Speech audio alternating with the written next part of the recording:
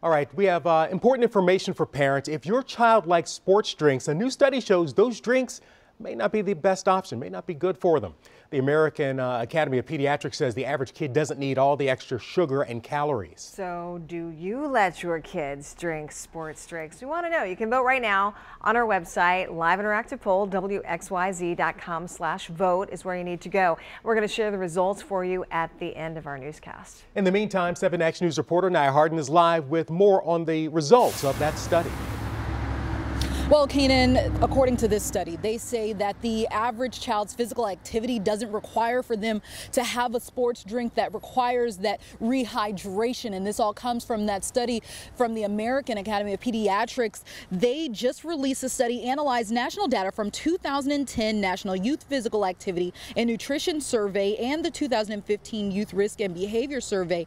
Now, in 2015, they say more than 57% of the more than 22,000 high school students survey reported having at least one sports drink in the prior week, up from 56% in 2010. The study says that the average child does not exercise enough, therefore they don't need the large amounts of sugar and calories that sports drinks have. They also found that teens who watch TV more than 2 hours a day consume sports drinks even more. Now, we know sodas are banned in schools, but sports drinks could be next. And you know, with kids and teens being more obese these days, it may just be a good reminder for us to all pick up that bottle of water instead of that sports drink. Nia Harden, 7 Action News. Thank you very much, Nia. Nearly 10,000 people gathered in downtown Detroit for the 63rd annual NAACP Fight for Freedom dinner. It was held last night inside Cobo Center. The yearly fundraiser brings together grassroots organizations with leaders in faith, politics, and business from every ethnic group and every age range. And this year's theme was "We can't rest now, the stakes are too high." Now, among the topics discussed included the government, voting, dignity, inclusion, and civil rights. This year's keynote speaker was New Jersey Democratic Senator Cory Booker. In the end, power concedes nothing without a demand.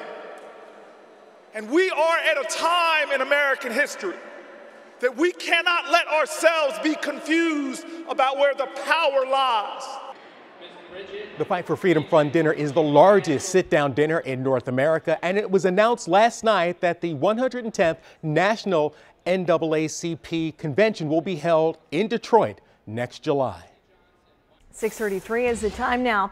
3 men are in custody and facing charges after being accused of trashing a gas station and then shooting at a store clerk. This happened early Sunday morning at the Shell station at 12 Mile and Hoover in Warren. The clerk told us that the drama began after he got into an argument with the suspects over T-shirts. He says the men got mad and started throwing store racks everywhere. Seconds later, one of them pulled out a gun and fired a shot at him. All 3 men then left the store. The clerk managed to get their license plate number as they were driving off. Fortunately, he was not hit with a bullet. Well, this morning, people at one apartment complex are safe after a fire destroyed their building. This happened yesterday morning at the Lakeside Park Apartments near Hayes and 21 Mile Road in Shelby Township. That fire started on the 2nd floor and it spread to the rest of the building, and it caused the roof to collapse. Crews were able to put out the flames, but 16 units were damaged.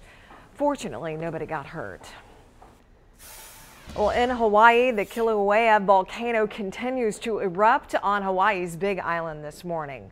Sadly, at least 26 homes have been destroyed so far. And more than 1,700 people remain evacuated. The volcano is spewing molten lava through at least 10 fissures, leveling homes and roads and taking down trees. Health officials are also warning families that sulfur dioxide levels in the air could increase the risk of respiratory infections. The Red Cross is now open to shelters where people can gather while they wait to hear the fate of their homes and their lives. There is no sign that when the eruption will stop.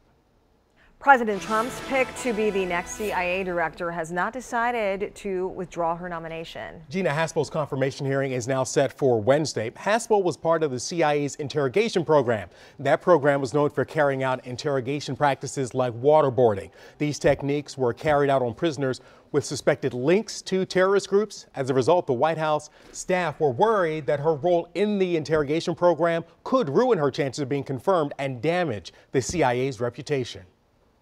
First Lady Melania Trump will be announcing her formal platform today during an event in the White House Rose Garden. Before the election, Mrs. Trump said that she would lead a campaign against online bullying. The First Lady also said that she planned to focus her efforts on the well-being of children. Melania Trump's spokeswoman says that the First Lady will take a multi-pronged approach to issues affecting young people. And right now, we're giving away another $1,000 to one lucky viewer. It's all to help you get ready for summer, and today's big winner is Ron Godandiak from Whitmore Lake. I hope I said your name right. If I didn't, I do apologize. And when you call us, you can tell us how to pronounce it. You just won $1,000, Ron, but you do need to call us by 7 a.m. to claim that prize. The number's right there on your screen, 248-356-0077. Again, that number is 248-356-0077. Ron from Whitmore Lake, please give us a call to claim your $1,000. Now, if you're not Ron, don't worry. There are still more chances to win. You can register right now by going to WXYZ.com/contest and then watch for your name each weekday morning between 6 and 7 a.m. All right, Ron from Whitmore Lake, give us a call. 6:36, still ahead. A cracked windshield forced a JetBlue plane to make an emergency landing. What the airline's saying about the danger the passengers were in. Plus, your friends and family know all about you, right? But what does your car know about you? Stick with me for a second. We all have seen these before, right? Cameras on your vehicle. What if I told you people can see that information? We take a closer look. Coming up. But first, let's take a live look over Mount Clemens this morning. 7 First Alert meteorologist Kevin Jean says today will be sunny with highs in the upper 60s. Kevin will let us know when our next chance for rain moves in his updated forecast in 7 minutes or less.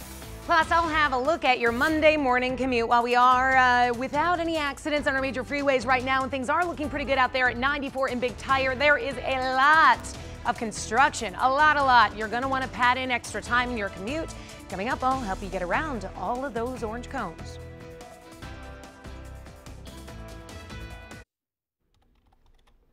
This morning, we're asking, what does your car know about you and who has access to that data? And our Matthew Smith is live in Southfield with more on new technology and what we need to be aware of. Matt? You know, it's pretty easy to see that vehicles are getting more and more high-tech. Case in point, how about those rear-view backup cameras on so many of our newer vehicles? And new cars, they have even more cameras. This is the inside of a Tesla Model 3, and this is a camera pointed right at the driver. The manual says the camera is not turned on right now, but could be used for potential future features. Tesla promises that it will let customers know before they turn the camera on. GM's 2018 Cadillac CT6 with Super Cruise has a similar internal camera. It monitors for driver distraction, but GM says they don't collect or store data. But more cars are having more and more sensors. Consumer Reports noted that out of 44 brands, 32 of them now offer up wireless data connections as well. But the question remains, why?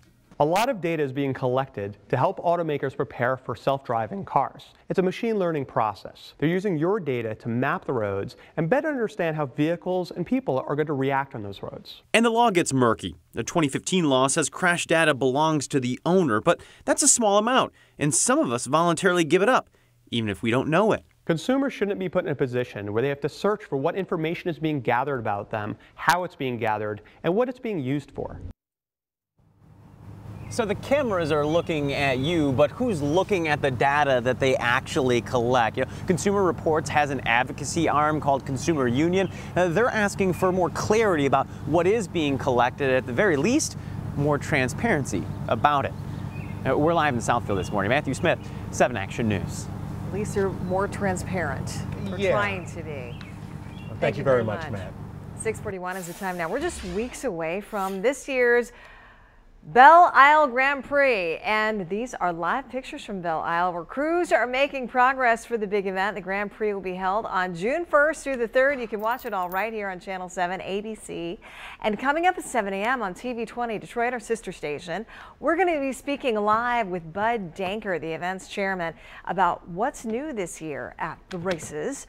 And it's always such a fun weekend. Yeah, here in the Motor City. A great weekend. And of course, it is one of the weekends during the summer where weather is super, super important. Yes. We'd like a day, we'd like a weekend, in fact, kind of like we had Saturday. I think the weather's important every day. That is true. Every That day. is true. I agree. Right. No, but I mean, I saw him setting up for because we rode our bikes Or around bike Belle ride. Isle, and I mean, it looks fantastic. And obviously, I can't imagine you sitting out there if it's pouring rain. I mean, we've done it before. Well, for the the drivers race. on the road, it could be dangerous for them too. You got a whole lot riding on that weekend. Well, this past weekend has been great, and high pressure really overhead for us today. That's going to leave us nice and dry and sunny throughout the day today. So really not many clouds overhead and not even a whole lot of rain that we're looking at. So right now temperatures are in the mid 40s, about 47 degrees in Detroit, and we'll warm up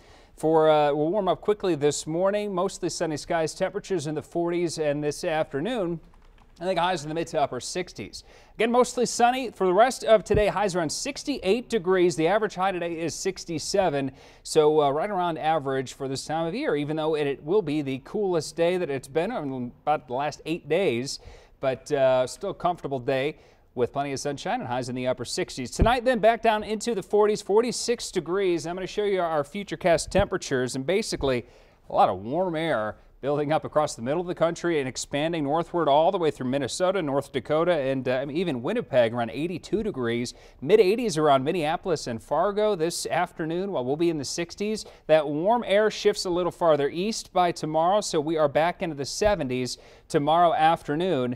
And we'll look at temperatures still even Wednesday in the mid 70s before we'll start to cool down just slightly by the end of the week. So we're looking at mid 70s tomorrow and Wednesday, and then we'll have high temperatures back down to the 60s for a few days to end of this week. Chance of showers beginning Thursday, off and on through the day. Thursday, a few showers possible Friday, Saturday, and Sunday, but high temperatures still off the close to 70 through the rest of the week. Jennifer Ann? All right, thank you so much. We are taking a look at several things here this morning. We do have an accident that just popped up on M59 westbound at DeQuinder, so I was just trying to get that up for you so you can take a look. So M59, not only is it, of course, a very popular and busy road, but it's also one of the detours for 696 and 696 westbound is